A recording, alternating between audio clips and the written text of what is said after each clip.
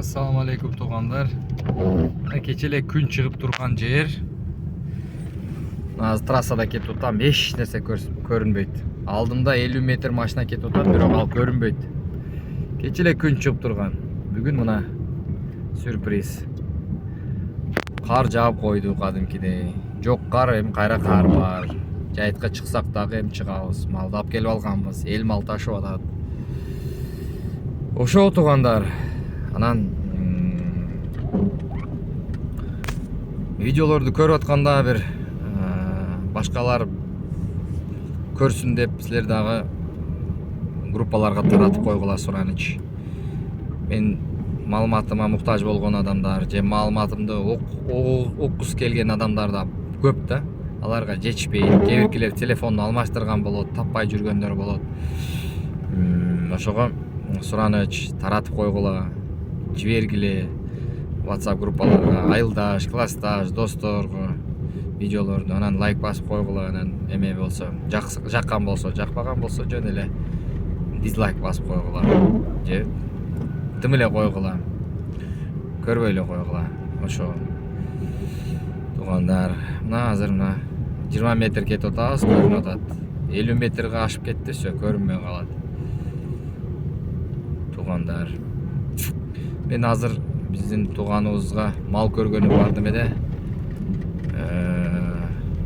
Мал мындай да, видеодогудай чыкпай калат да барсаң. Башында мындай айтат. Барасын кээ биркилери видеодогудай чыгып калат, кээ биркилери чыкпайт. Ошого ушунча убакыт кетирип, ора болуп барабыз. Ошо бирок кандайдыр бир эме менен барабыз да, үмүт менен.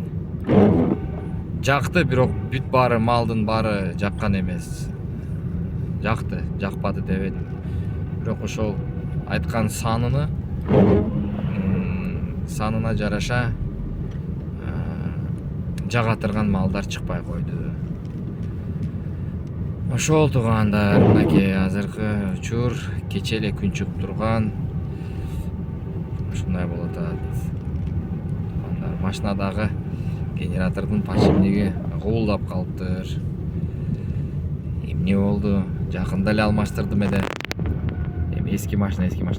Тугандар, кимге азыр учурда үй алам дегендерге ойлонуп алгыла, себеп мыйзам алмашты го.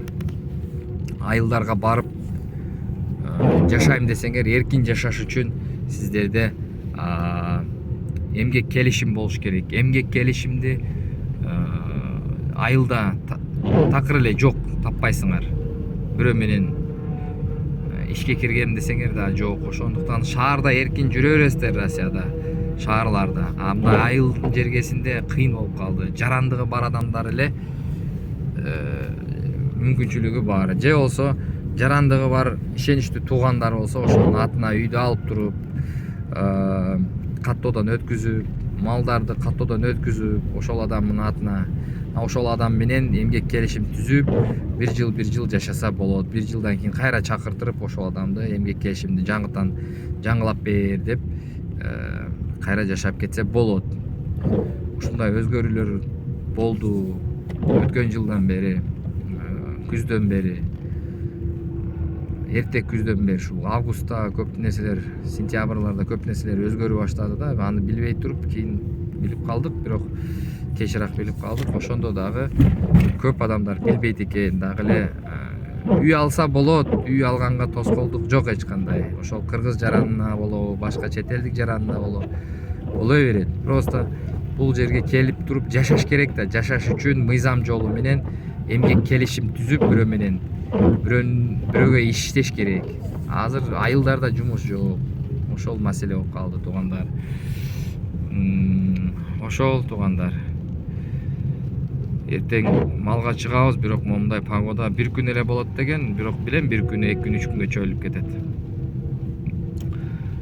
Тугандар, рахмат. Көргөнүңөргө, колдоп турганыңыздарга комментарияларды окуп турам. Баарына колдон келгенче, убакыт болгонча лайктарды басып турам.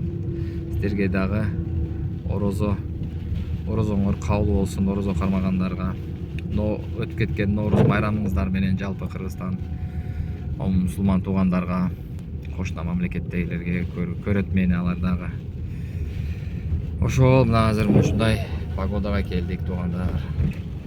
Паспелихка келдим кайра.